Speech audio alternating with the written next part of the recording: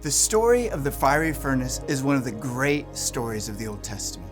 The key figures of this story, Shadrach, Meshach, and Abednego, are quickly established as three heroes of the faith. They were men of conviction, unwavering in their faith regardless of the opposition that they faced.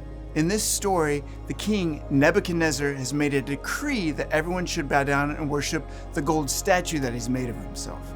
And these three men have refused to bow. I want to point out two important sections of scripture in this story, starting in Daniel chapter 3. Verse 16, now for context, in this portion of the story, the king is essentially giving these young men one last warning to bow or burn. Shadrach, Meshach, and Abednego replied, O Nebuchadnezzar, we do not need to defend ourselves before you. If we are thrown into the blazing furnace, the God whom we serve is able to save us. He will rescue us from your power, your majesty. But listen to this. But even if he doesn't, we want to make it clear to you, your majesty, that we will never serve your gods or worship the gold statue that you have set up. I love that line so much. Even if he doesn't. How often are we all rattled by our conditions and circumstances? What if we made a decision, even if he doesn't cure the illness, even if he doesn't save the business, I'm going to praise the King of Kings. I will not be shaken. The other section from this passage that absolutely wrecks me is this one, starting in verse 24, after they've already been thrown in the fire.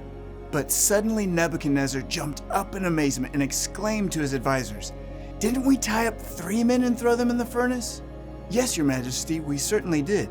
Look, Nebuchadnezzar shouted, I see 4 men, unbound, walking around in the fire, unharmed, and the 4th looks like a god.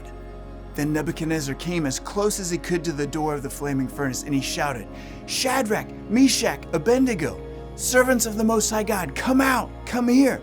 So Shadrach, Meshach, and Abednego stepped out of the fire. Then the high officers, officials, governors, and advisors crowded around them and saw that the fire had not touched them, not a hair on their head was singed, and their clothing was not scorched.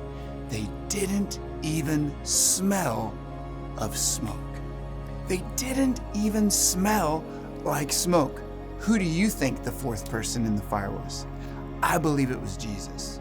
We can go through the fire with Jesus or without Jesus, the fire of life's challenges and tribulations, and we can come out not even smelling like smoke. We all go through the fire. You can go through it with Jesus or without him. Some people go through the fire without Jesus and smell exactly like what they've been through. They've been through the fire of divorce and they smell like it. They've been through the fire of health challenges and they smell like it. They smell, metaphorically, like smoke. But I've met so many amazing, inspiring people who have gone through massive fires, but they went through them with Jesus. And you never know it because they don't even smell like smoke. And so can you, and so can I, if we go through the fire with Jesus.